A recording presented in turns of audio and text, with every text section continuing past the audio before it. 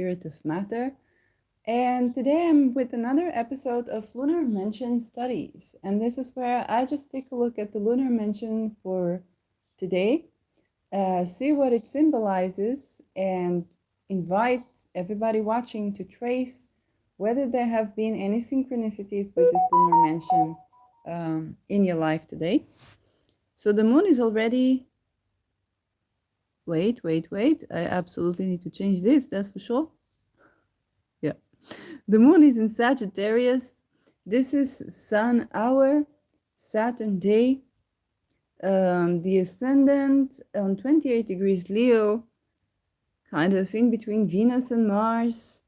The midheaven on Algol, interestingly. The ruler of the hour is in the 12th house with Mercury Cazimi, so it's Mercury Cazimi, Mercury conjuncting the Sun in 9 degrees, exactly sextile in Jupiter in Taurus, but right now it's in the 12th house. And the moon is ruling the 12th here in the 5th house already. So moon is applying to Antares, but separating from a square to Saturn. This is the overall feel of it. And so for the fixed star, it is Antares that the moon is applying to. And let's see, where Saturn is in the 8th house here, trining the Cazimi Mercury, the separating aspect. Now let's just take a look at the lunar mansion for today. Luna. So the lunar mansion is NAAM, or the hunter. And this is a lunar mansion that is, it means the beam, okay?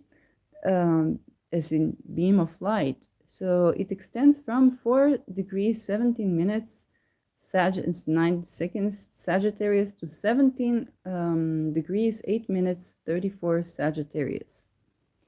So that's the tropical boundaries, and it's called the hunter. When the moon is here, it's an auspicious time for success in achieving your goals. So this website is called Magic and Mastery, and I've been using it in the recent days as I'm delving into lunar mansions and learning lunar mansions or lunar mansion magic.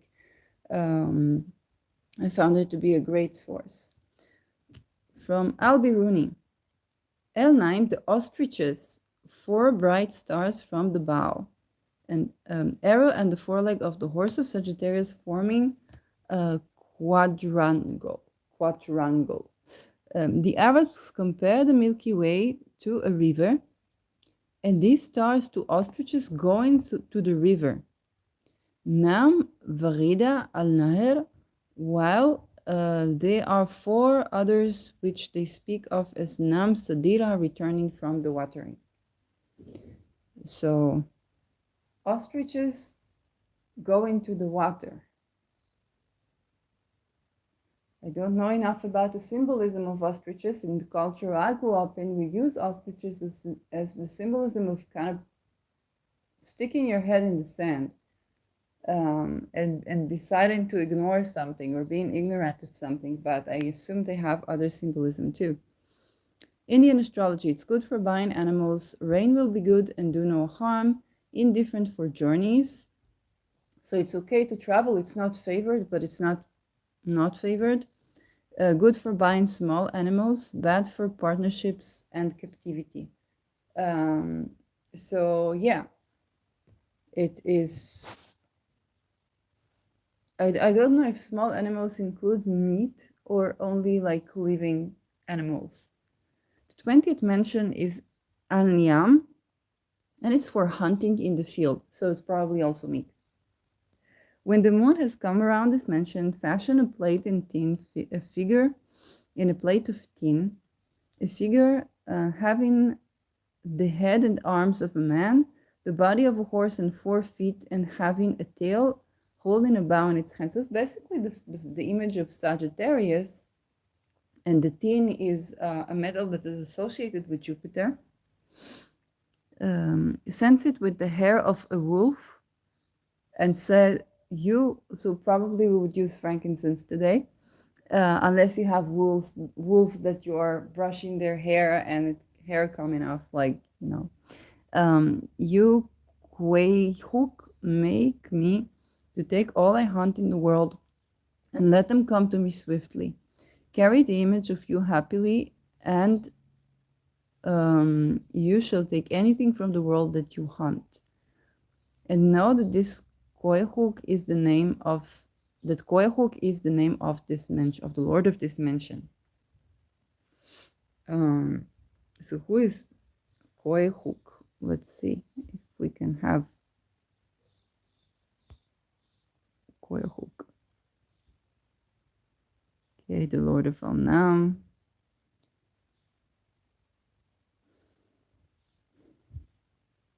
Okay. Medieval astrology. They give a lot of lunar mention talismans elections ahead of time, which I really appreciate.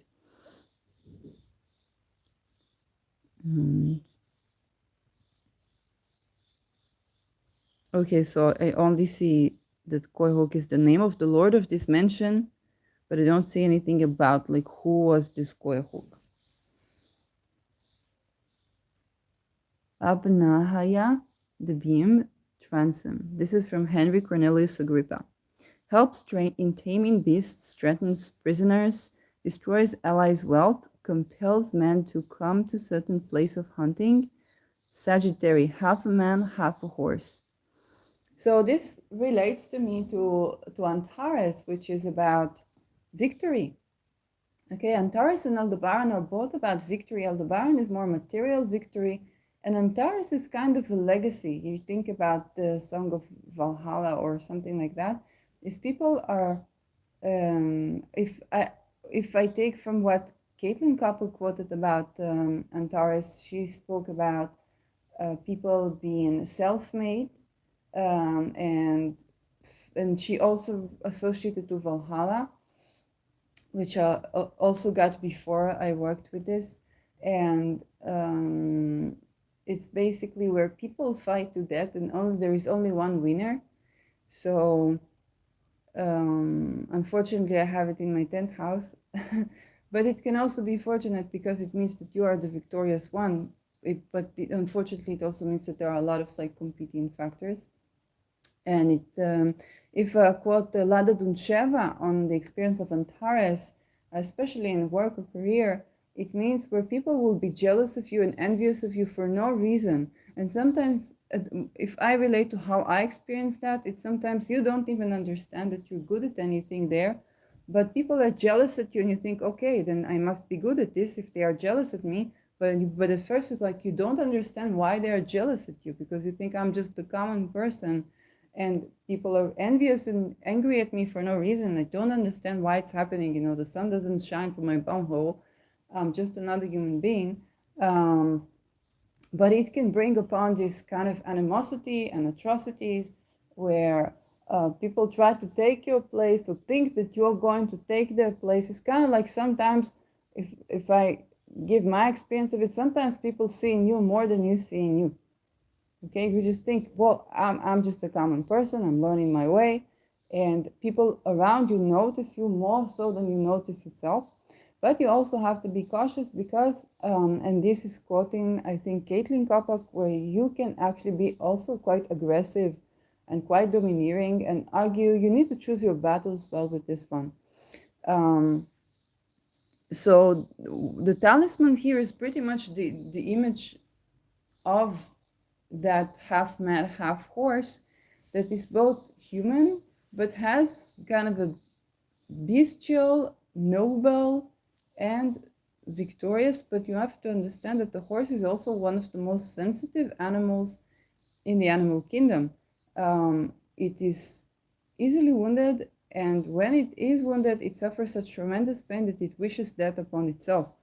So that's another way to view Sagittarius that I didn't think about. It's just from thinking about what I know about horses.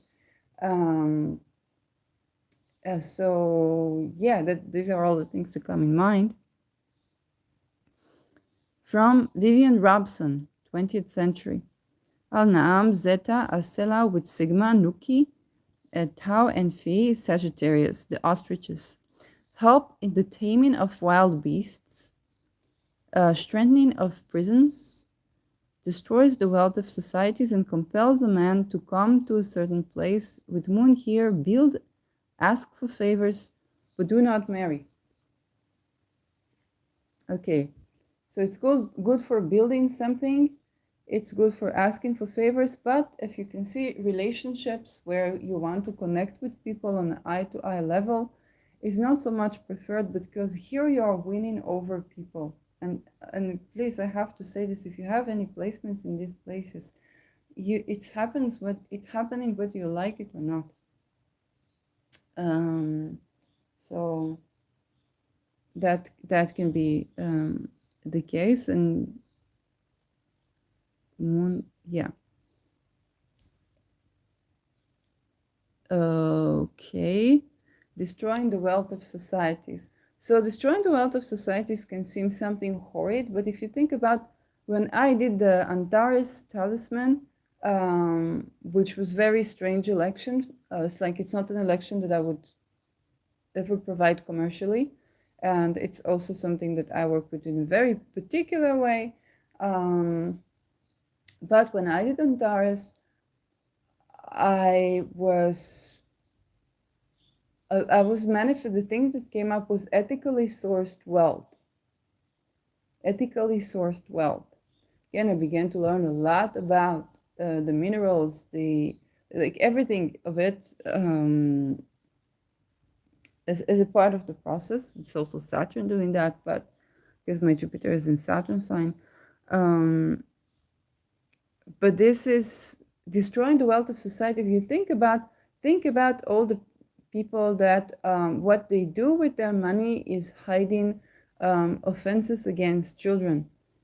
Okay, what they do with their money is taking away human rights and hiding that. I even say so much as, how can you trust a trust? It's a question I'm naively asking, but I'm also thinking, okay, if a lot of these rich people are hiding offenses, then they have something in common that they want to hide, and now they can trust each other with their wealth. So the trust is actually built upon atrocities towards children and towards humanity, rather than, trust. And what it does for society is that, first of all, you can hardly trust a person, because you can be a kind person, the other person can be a kind person, desire the best for each other. But the thing is that if you, let's say, take any steps, even people who share housing together, even if they are not married, okay, it also has implication towards the government. Let's say you want to raise children, you want to raise a family. So even if you have separating houses and separating bank accounts, you want to probably have rights as married couple or shared parenting. And that already means you're in business with the government. That means the government can take the children, unfortunately, to trafficking and pedophilia. They don't really help these children. And children that do need help, that are abused in their homes and turn to the authorities, they're turned backward to the abusive household. Okay, they're not found a solution. So there's something very weird going on here. And if the wealth of those societies is built upon trafficking and abuse, it's okay to destroy the wealth of these societies. It doesn't mean that we want to leave them with nothing, okay? Because this is wisdom of a warrior. You don't want to put your opponent so much so that you kill them, because they're just going to come back the next life. And, sometimes you have to kill a person. But you don't want to put them so much so where you give them nothing. But you definitely want to deprive them of the ability to abuse people. That's all you need to do. Okay, if you deprive them of the ability to use people and you treat them humanely, then that's very much likely all you need to do. But you also need to take care of the algorithm. How do you form wealth ethically, and how do you ethically source the wealth in a way that's also accessible to people? Because if it's not accessible, people are going to be, again, taken to these places where they can't make, wealth. So when you read destroying the wealth of societies, it's not just, it's not about organized crime, but it can also be about tackling that wealth that is not ethically sourced and that is actually ruining our lives more so than helping it, because you think, oh, I will have life insurance, I will have this, I will have that, but it comes down to that you retired and you don't have a housing and you don't have a place that is yours, or your property taxes are so terrible that you can't, like your tenants can't pay it, you can't pay it either, and it's your property, you're just paying property taxes. And that's the wealth of society. There's some societies that we do need to dissolve their wealth, when I mean not money, but rather the abuse and exploitations that they do. Okay, because when they gain resources by that, it's something that needs to be destroyed. But not by leaving them, homeless on the street, because they're just like, they'll have children, their children won't know what their parents did, and it doesn't matter, like you're gonna get criminals, you're gonna get people that are angry and bitter at you, and for right reasons, because you left them out with nothing. You don't want to do that either. So yeah, NAAM, the beam. So this is Peter Stockinger, 21st century. Favorable for taming, it shows that this is solar. Favorable for taming aggressive elements, for hunting, for construction. Use this mansion to lay the first brick in the foundation of a building. Unfavorable for community wealth. Okay, this is about the self-made individual, not the self-made community, I guess. Make pentacles against illness and cast spells to work charms of enmity. Okay, so this charms of enmity, I consider it as like the lover boy method. Well, people try to seduce somebody and then to exploit them. So it's good against illnesses as well. Laying the first brick in the foundation of a building. Okay, if you find some land, put a brick there symbolically and say, I want this land. Set an intention there, and maybe make a little ceremony there if you can step on the property, and maybe the gods will support you if you're coming with good intent. So hunting.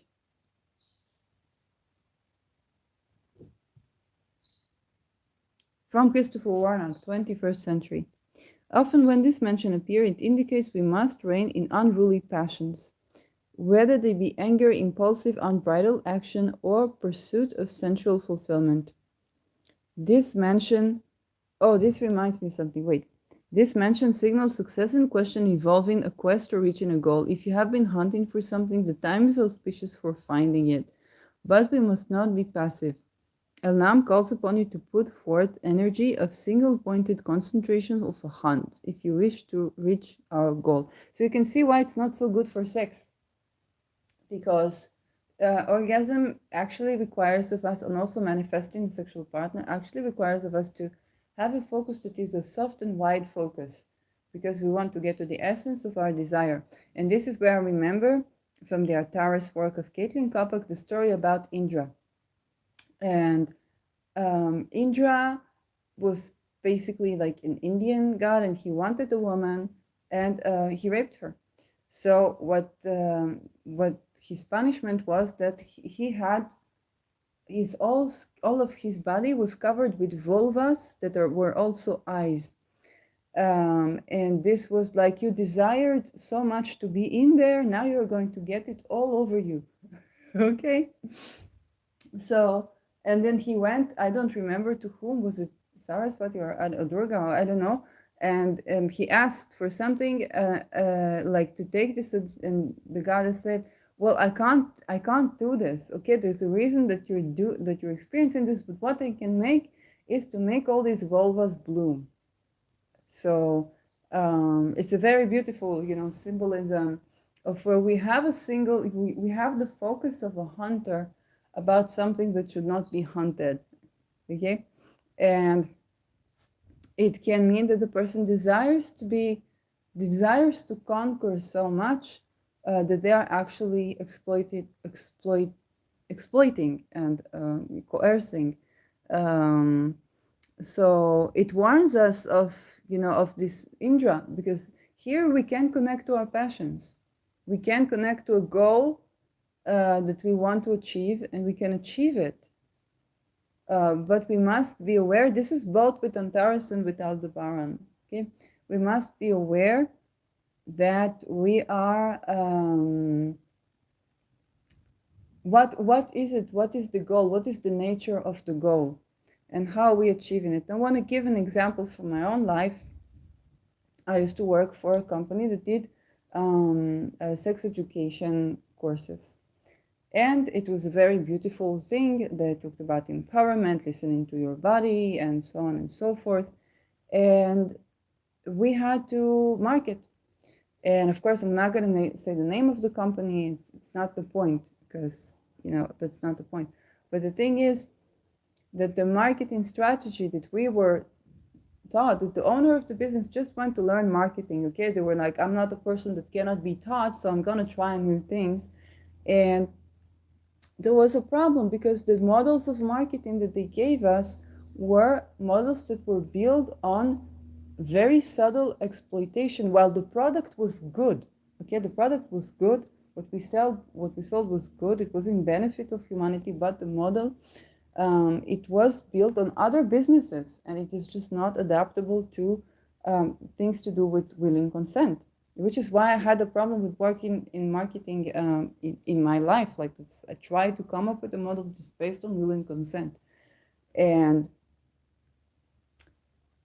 eventually there was an outbreak. Okay, somebody said, you're making a conversation with us for free, and then you're using all the information that we gave you to try to coerce us to buy your product.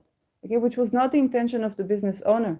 Okay, I can vouch for that. This is not what they meant. But then, because the model worked in such way, it gave people the experience of sexual offense in the marketing. Okay, and this is very much an Indra story. Like, you want to do something that's actually good, you want to win, but then your marketing model is built on the very models that were built on in exploitative working environments, and you actually want to do something different. And saying it completely without judgments, because we all embark into something new. You can come up with a great product. Now you have to sell it. You don't know anything about sales, and you try to learn how to fall in love with marketing. And that's a process that people go through. So it's not a bashing or anything like that. It's a mistake that could happen to each and every one of us. Okay. So that is some of those Indra stories. It's like you desire to do something so much, but you end up doing some exploitation, or you end up being too aggressive, or you end up being domineering where you shouldn't have been. And this is why it's a very tricky energy to work with. And I guess this is why Caitlin Kopek says I didn't want to work with Antares for long, because I was afraid of this energy. Okay. So this is the NAAM, and it seems pretty, pretty Antaresy.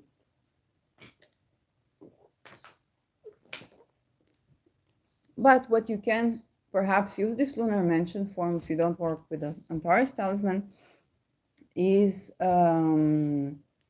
protect your success, protect your food. If you are a meat eater, then protect your food, have your food be well sourced, ethically sourced wealth. Okay, protect yourself with ethically sourced wealth, because you have the chance to be self-made with this one. So I actually have Keto in this lunar mansion, so it's kind of like it's something that I guess I was experiencing, and then later in life I'm letting go of in favor of the more Antares, just the more material wealth, kind of the energy of the bull, although tropically it's in Gemini, and yeah, it's kind of interesting. It's kind of like from winning in concepts and ideas to winning in material possessions. Oh, and here it is also good to fight illnesses. So if you want to heal from something,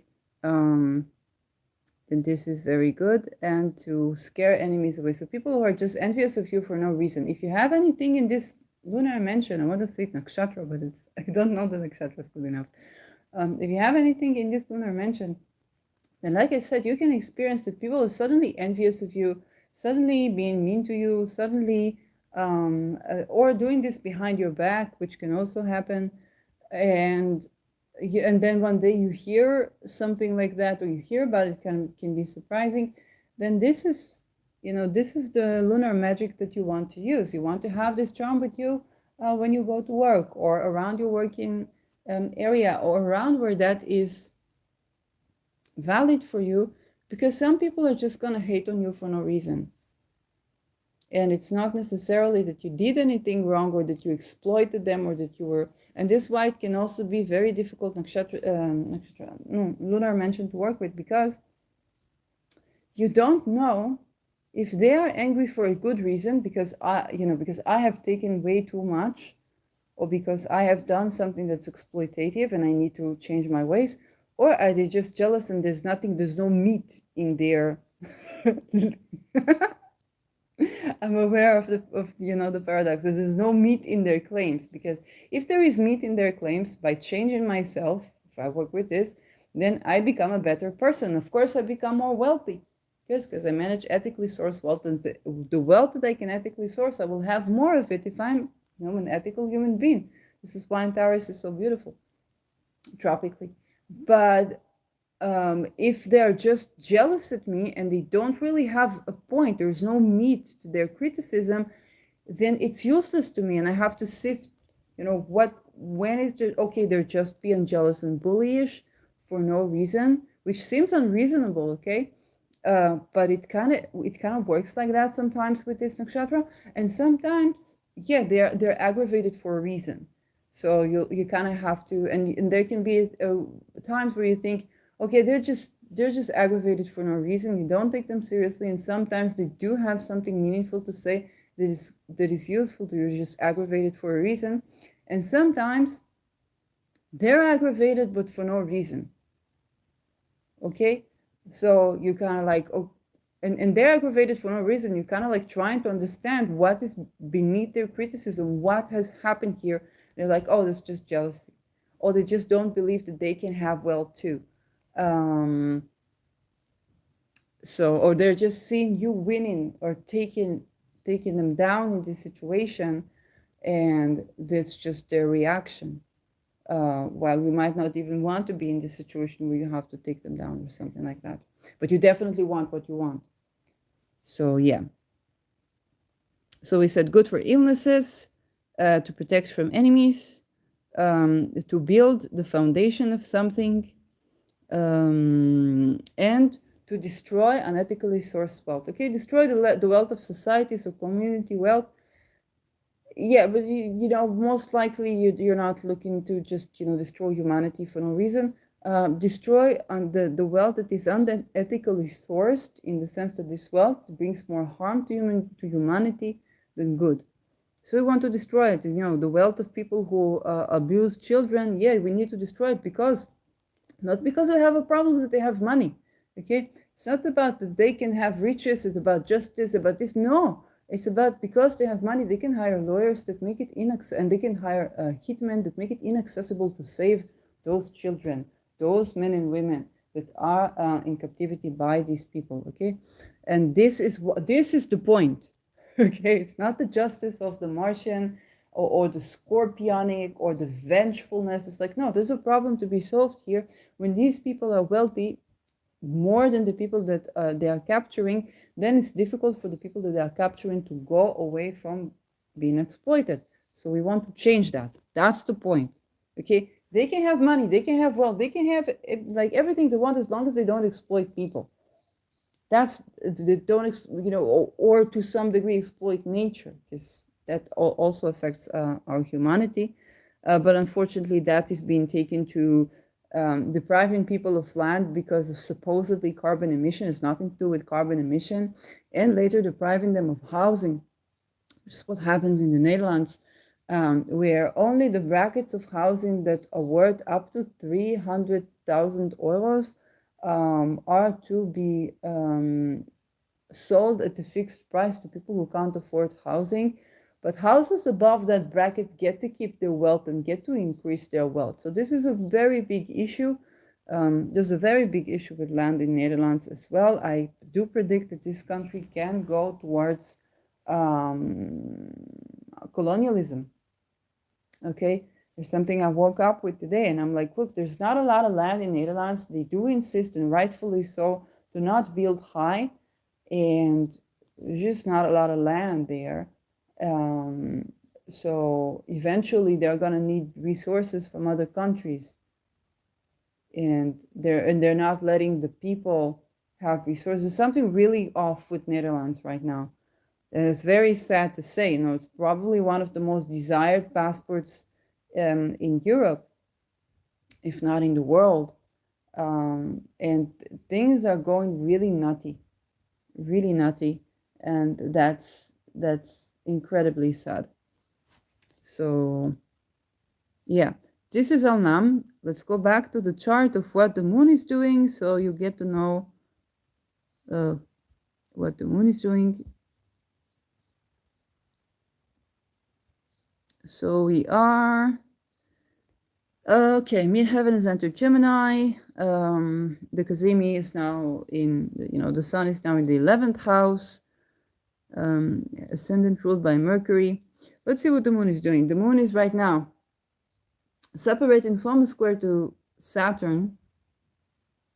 Okay. Let's take it. I think 3 hours is fair enough to look at it.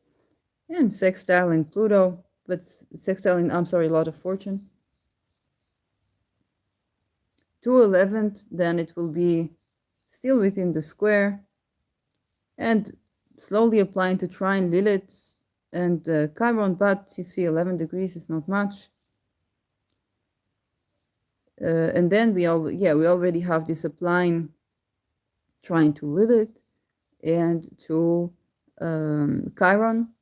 So we're going to get a chance, if you have wounds around being self-made, if you have wounds around ethically sourced wealth, if you have wounds around the times where you were not receiving your win, but it was not necessarily because you were doing something bad, but because there was exploitation going on in the upper ranks that kept you from winning. So you can use this to think about destroying that exploitation. So you destroy the wealth of societies, but eventually it's to create ethically sourced wealth, with the cautionary tale that this is ethically sourced wealth for yourself, and then you will need to share it, because the spirit of Jupiter that is ruling this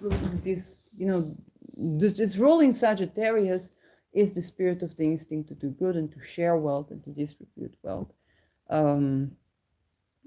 So that is something to keep in mind. Like, you're gonna have to be, just like with Regulus, you're gonna have to be wise with your successes, with your wins.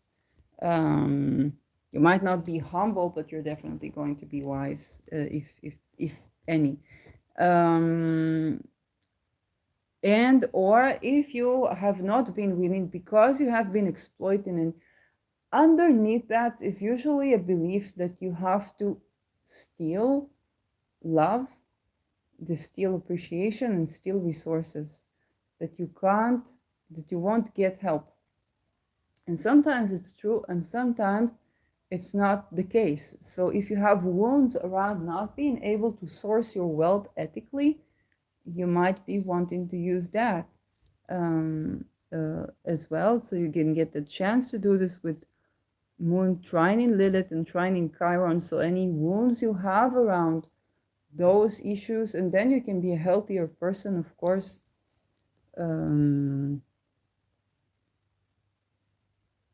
So yeah, we have this applying trine, but the moon was in conjunct in Jupiter, so you have to understand that this is also part of what's happening. This is what we have, okay? With the moon is separating from a square to Saturn and in conjunct to Jupiter, its ruler, and applying to trine Lilith and Chiron. It will be in applying aspects, because Eventually, this lunar mansion ends in 17 degrees Sagittarius, and Lilith is 19 degrees, Chiron is 19 degrees. So we have an applying aspect. We don't have the exact aspect just yet. Maybe a time for preparation, for healing, and so on and so forth. So use this day wisely. And thank you for watching.